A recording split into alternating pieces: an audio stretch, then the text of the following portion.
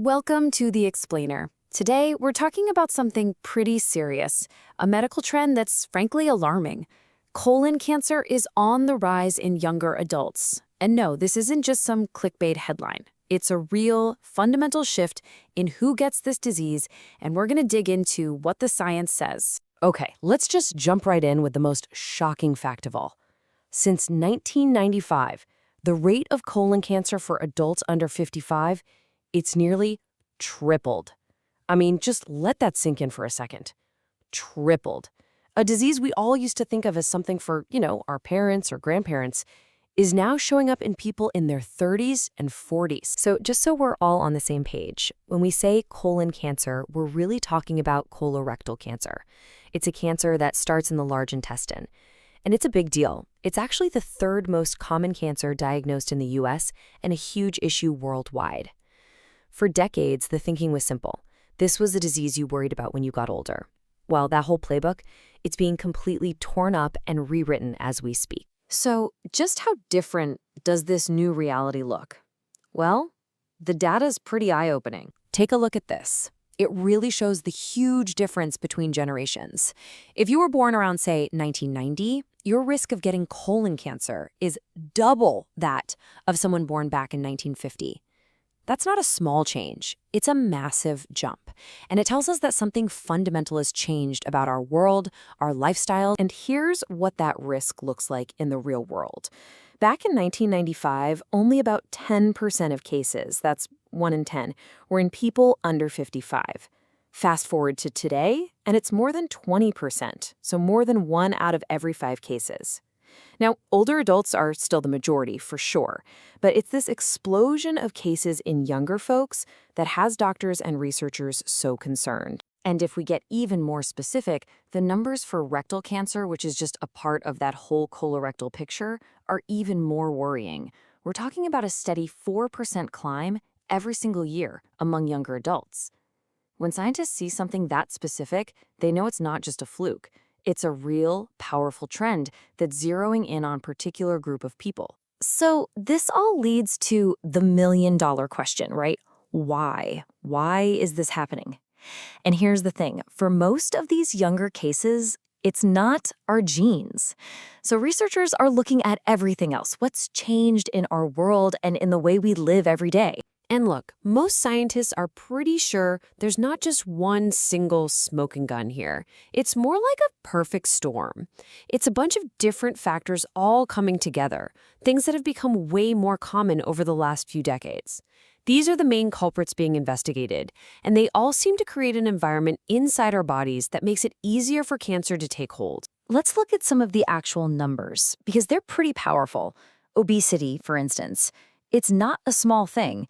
It can jack up your risk by a huge 30 to 50%, and it does that mostly by causing this constant low-level inflammation inside you. Then there's diet. Lots of processed and red meat is another big one. But here's the good news, the flip side. Just getting regular exercise, that alone can slash your risk by as much as 24%. That's huge. But it goes even deeper than just diet and exercise. One of the coolest and kind of scariest areas of research is our gut microbiome. That whole universe of trillions of bacteria living inside your gut. Scientists are finding that certain bacteria, even some types of E. coli, can produce this nasty toxin called colibactin. And what it does is it directly damages the DNA in your colon cells. You can imagine, over time, all that tiny damage adds up, and that's how you can end up with the mutations that lead to cancer. Okay, so while the scientists are still figuring out all the whys, the really good news is that we have a powerful way to fight back. The solution for saving lives is actually getting clearer and clearer, and it all comes down to one absolute game changer: finding it early. Back in 2018, the American Cancer Society did something huge. They saw these numbers climbing in younger people, and they acted. They officially changed the guideline for when you should start getting screened, moving it from age 50 all the way down to 45. And this wasn't just some small adjustment. It was them saying loud and clear the danger now starts sooner. And this right here, this shows you exactly why those 5 years matter so much.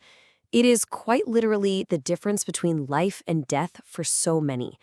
If you catch this cancer when it's still just in the colon, what they call localized, your chance of surviving 5 years is about 90%. That's amazing. But if you wait and it spreads to other parts of your body, that survival rate drops to just 14%. It's an absolutely brutal difference. That's the power of early detection right there. And here's a key point that a lot of people miss about screening. A colonoscopy isn't just about finding cancer. It's actually about preventing it. See, most colon cancers start out as these little harmless-looking growths called polyps. Think of them like weeds in a garden. A colonoscopy lets the doctor go in and just pluck those weeds out before they can ever turn into a full-blown problem. It's one of the few things in medicine that's both a detective and a superhero at the same time. All right, so this all brings us to the most important part. What can you do about all this? Because knowing this stuff is great, but acting on it is what really counts. So let's build your personal toolkit for staying safe. There are really 3 big things you can control, and you can start today. First, your diet. Try to get more fiber. Think fruits, veggies, whole grains, and cut back on processed meats like bacon and hot dogs, and red meat too. Second, just get moving. Seriously, anything. Being consistent is way more important than being a gym hero. And third, take a look at alcohol and tobacco. We know they're risk factors, so cutting back or quitting is a huge win. Look, screening is so important because in the early stages, this cancer can be totally silent. You feel fine. That's why you also have to listen to your body.